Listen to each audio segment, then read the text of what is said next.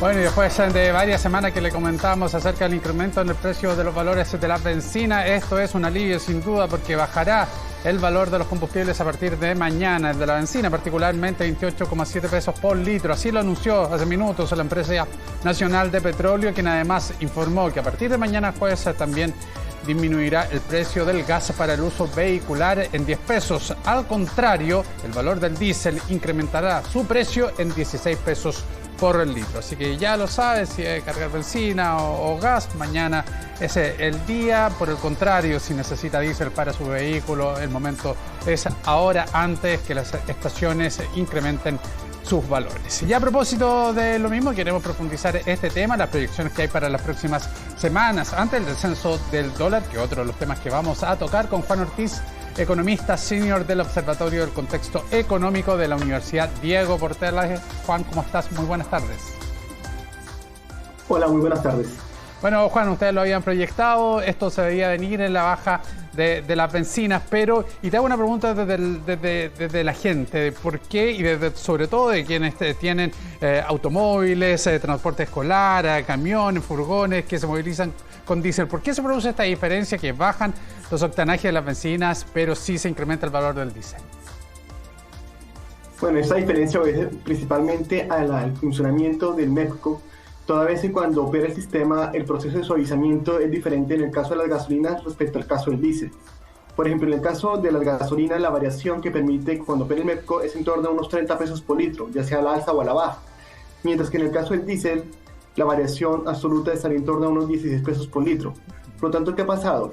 Hoy tenemos que en el caso de las gasolinas, por fundamentales, el precio se reduce en torno a unos 29 pesos por litro, mientras que en el caso del diésel todavía tenemos un mercado acumulado, es decir, todavía hay un proceso de traspaso que hace falta por dar en cuanto a este tipo de precio que explica el incremento para esta semana.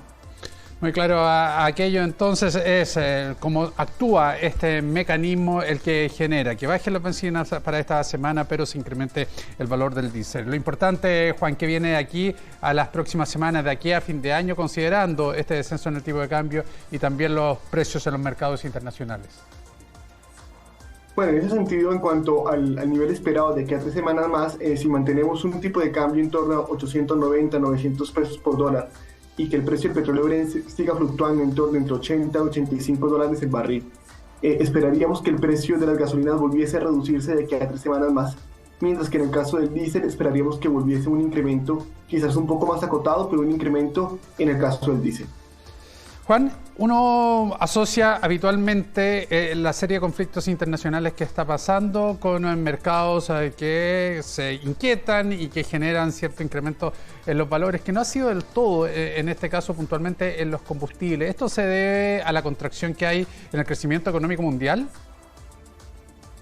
Bueno, en el caso, digamos, del conflicto geopolítico en el Medio Oriente y su impacto que se dio en cierto modo allá hace semanas atrás, por una parte el mercado ha leído que en la práctica es un conflicto que no va a escalar mucho más de lo que ya está actualmente, y hay que considerar que efectivamente ningún país petrolero está involucrado en un conflicto armado.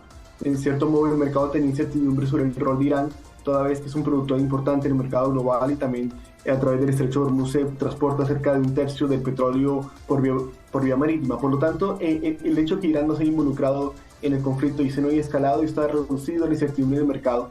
Y hoy por hoy los factores que más explican el descenso en cuanto al precio del petróleo Brent se llaman por factores de oferta y demanda.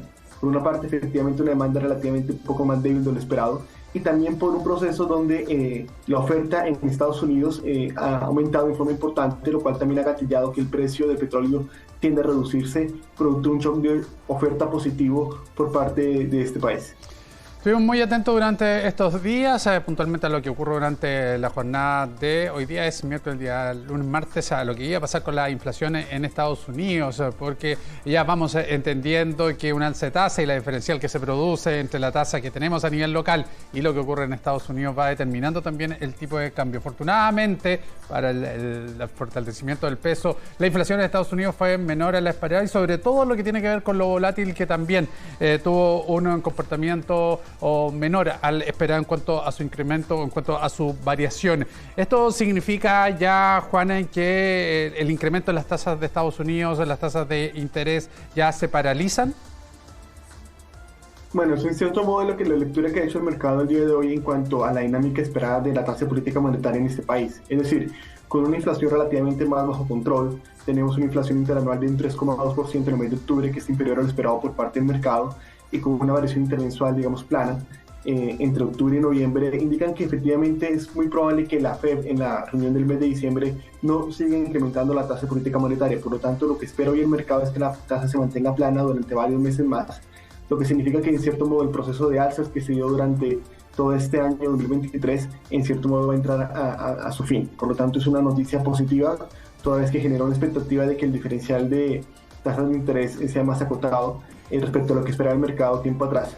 Por lo tanto, eso ha llevado a que el dólar como moneda a nivel internacional sea, en cierto modo, se haya debilitado, no solamente con respecto al peso chileno, sino con respecto a otro conjunto de monedas.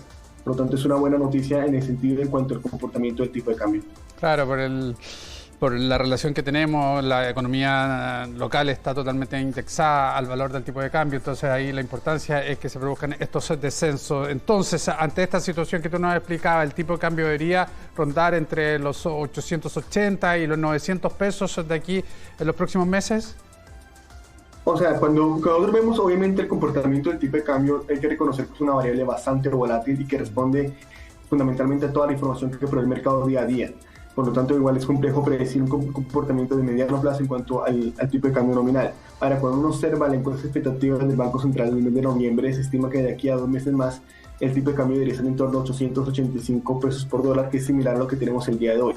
Por lo tanto, bajo el escenario actual, con un cierto valor implícito de precio del cobre, que está en torno a 3,7 pesos, 3,7 dólares la libra, y un escenario donde no haya mayores shocks, incertidumbre en el mercado internacional, es posible que efectivamente tengamos niveles de tipo de cambio que fluctúen en los próximos, digamos, semanas o los próximos días en torno a 900 pesos por dólar, lo cual obviamente es un escenario que es mucho mejor que teníamos hace semanas atrás, cuando veíamos que efectivamente tenemos un tipo de cambio relativamente bastante depreciado, un poco sobre sus fundamentales, cuando llegó a niveles de 950 pesos por dólar. Por lo tanto, el escenario que tendríamos es este, que obviamente también tiene un impacto positivo en cuanto a la dinámica inflacionaria. Todavía tenemos un menor coeficiente de traspaso de productos transables a través de la inflación de bienes importados, y en cierto modo es el escenario que tendríamos el día de hoy. Muy bien, Juan Ortiz, economista senior del Observatorio del Contexto Económico de la Universidad Diego Portales. Muchísimas gracias por estos minutos con Tele 13 FM. Que estén muy bien. A usted, muchas gracias. Ahí está entonces lo que está pasando con el tipo de cambio tan relevante para los precios aquí en nuestro país. Vamos a las informaciones del deporte porque ya estamos con Ignacio Miranda, que nos va a